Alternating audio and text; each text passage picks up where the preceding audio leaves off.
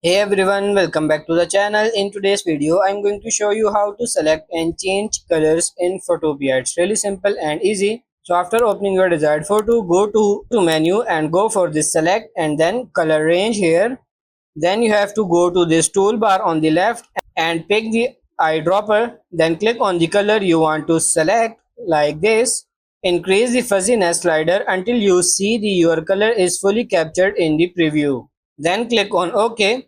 Now that the color is selected, if you want to change it, go to your menu again and click on this image.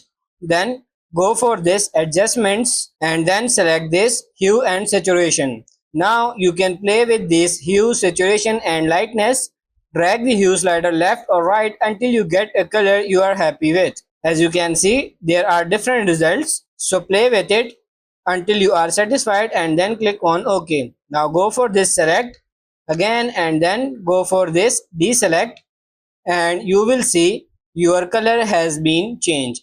So that's pretty much it for this video. That's how to select and change color in Photopea. I hope this video was helpful. If it is, like it and subscribe to the channel. Thank you.